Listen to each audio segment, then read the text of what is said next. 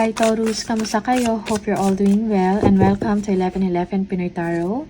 This is a general reading for love or romantic situation. Just take what resonates for you at huwag ipilit itugma kung hindi para sa'yo. Please subscribe, like, comment, and share. And please tap the bell for updates. Maraming salamat sa'yo Taurus. Tingnan natin kung anong energy ng person mo towards you on love and romance. Anong energy ng person mo Taurus towards you? Okay.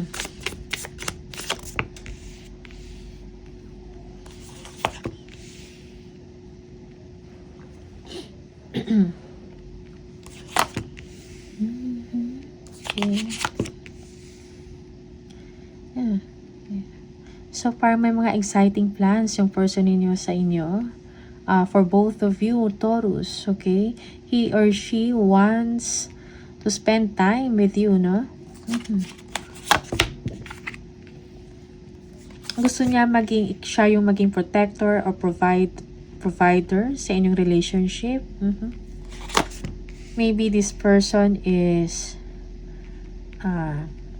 mapera, okay? Gusto kanya ilabas, i-date, mag-spend time sa inyo, no? You are also looking forward to be with that person, Taurus. Okay? You feel na parang merong nagbago sa inyong person. Maybe this, yung person mo is, dati parang hindi siya ganun, hindi siya, kumbaga, divided yung oras, no? At saka yung kanyang attention. But now, your person wants to fix things with you. Okay. So, let go. Kung meron mang mga, if you are disappointed with this person before, or meron siyang ginawa na hindi maganda sa inyong relasyon, no? Kung nagkaroon man ng emotional separation, or nagkaroon man kayo ng differences, okay? Parang kailangan na mag-let go, okay? Mag-move on, for the sake, no? Ng inyong relasyon, okay? Yeah.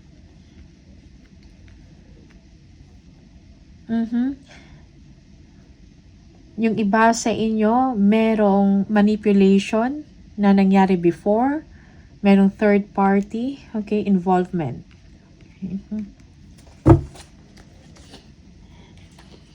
Yeah. But now your person, you feel na parang nakikita mo nagbago na yung person mo, no? Yeah. Willing na siya it's like meron ng unconditional, no? Na feelings, no? About you or towards you. Tingnan natin, 8 of Wands.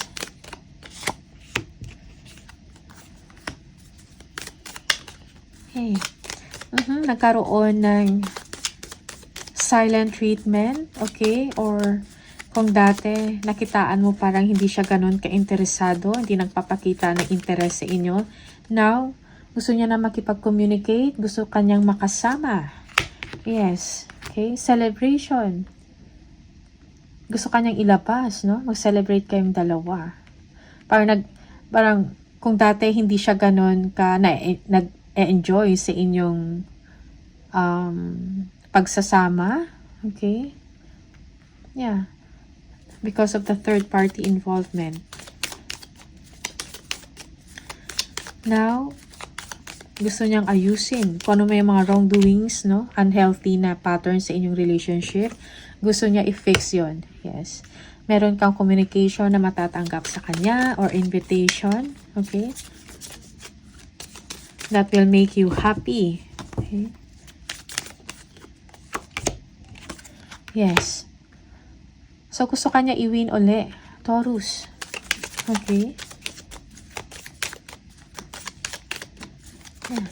For some of you, this person, gusto niya rin, gusto niya ipakita, i-prove sa inyo na gusto ka talaga niyang makasama. Okay? Gusto niyang ayusin kung meron man kayong mga differences. Yeah, this person wants to grow old with you. Okay? Long-term commitment. Yeah, kung ano man yung mga fears or yung mga doubts mo, about him or her. Gusto niyang mawala yun. Okay. Now, your person is certain about you. Okay. Three of Wands. Tingnan natin. He or she is looking towards the future. Okay. Nagpaplano.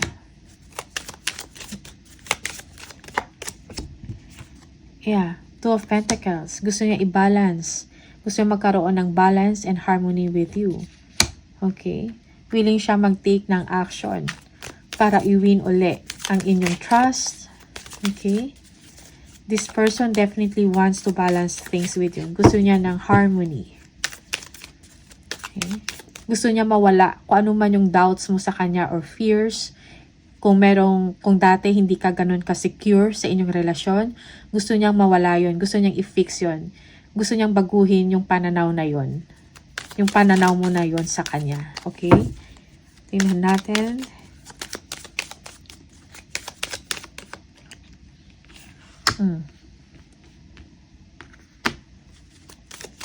Yeah. So, parang may King of Pentacles. Yeah. Parang gusto mong, kung dati, yeah, because of the third party before. Okay? Parang dati, parang ikaw lang yung nag-work sa inyong relationship. Yeah. You want commitment with this person. Serious relationship with this person. Okay? You want balance. Okay? Give and take. Gusto mo bigyan ka ng panahon ng person mo, an oras. Kasi dati hindi niya nagawa sa inyo yun. Okay? You were disappointed before, no? Parang kumbaga, you were heartbroken. And up to now, actually, nandiyan pa din, nagtataka ka, na-surprise ka sa kanyang mga galaw. Okay? Sa kanyang mga behaviors.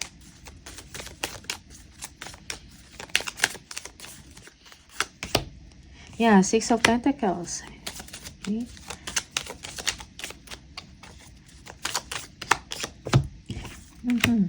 Yeah, for some of you, you've been waiting for this person na ayusin, no? At bigyan ka ng oras, panahon, or attention. Okay? Yeah, for some of you, you are dealing with a Sagittarius. Okay?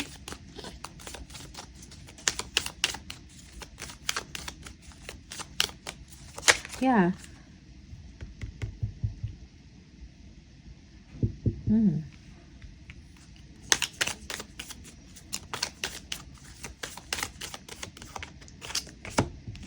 You feel na parang naging fair na ang person ninyo. Yes, you want stability and comfort in your relationship. Gusto mo magkasama kayo. Okay, sharing or celebrating milestone in your relationship. That's what you want. Okay? You want confidence. Kung dati insecure ka in the relationship, no? Parang hindi fair ang nangyayari. Okay? So you want your person, you are committed to this person in the relationship. Yeah.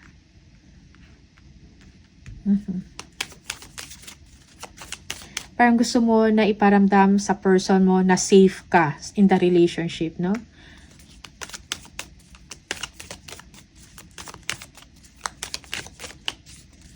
Yeah, for some of you, long-term, serious, and commitment, this is what you want in the relationship. Nine of Pentacles, tingnan natin. Yeah, so let go. Kung ano man yung mga egos, no, or pride from you, Taurus, let it go. Yeah. For some of you, you are also looking forward. Pareho kayo. Looking forward sa future ninyo. Something exciting, no? Abundant, no?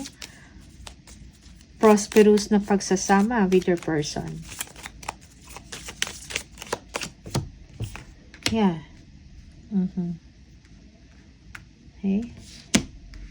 You want victory sa inyong relasyon. Okay? You want to feel secured. Yeah. Okay.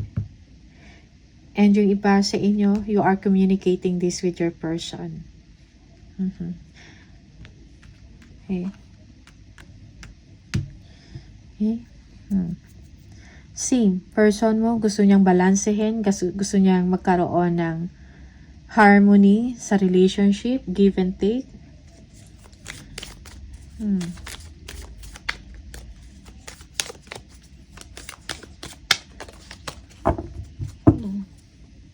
So, open up, no? Kung ano man, kung ano yung gusto mo, ano yung desire mo, okay, in the relationship, anong gusto mo sa person mo, say it. Communicate mo sa kanya yon. Okay?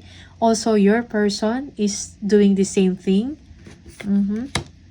Yeah. So, parang gusto ng person mo na ibalik yung trust mo sa kanya. Okay? Tingnan natin. 3 of Swords. Wait.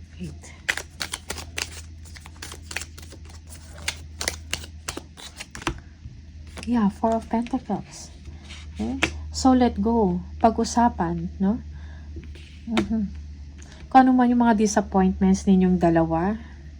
Okay, be clear. Kung ano yung gusto mo from your person, yung mga expectations mo. Be open, okay? Open up. And also, kung ano man itong mga grudges, okay? Let it go. Release it. Forgive, no? And forgive yourself as well. Don't be too hard on yourself. Okay? So, everything will work out sa inyong dalawa. The Magician. Tingnan natin.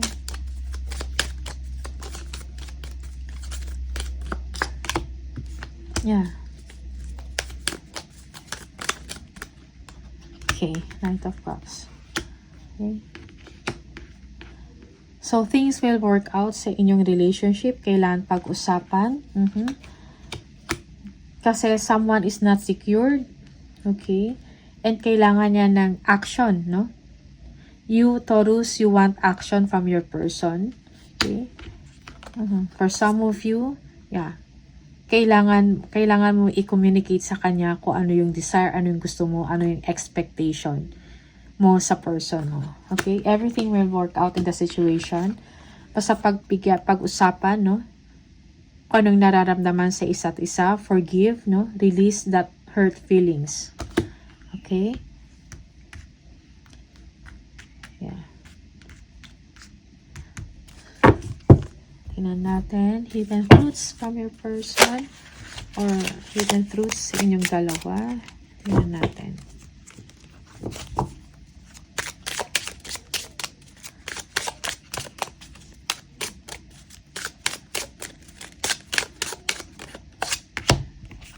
Sometimes I stay awake thinking about you. Okay.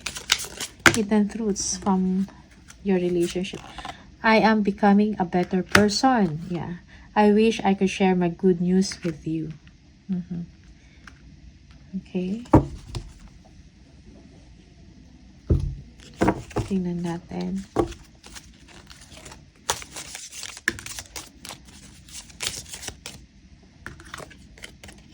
Close your eyes and tell yourself that you deserve to feel joyful.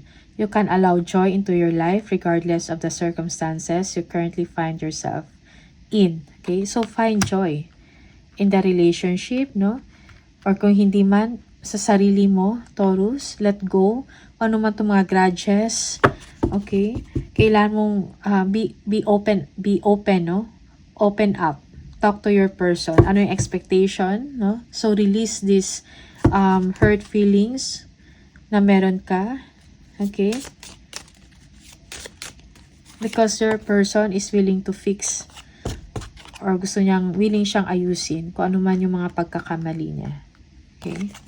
Freedom. There is nothing stopping you. The path is clear if you want it to be. Okay?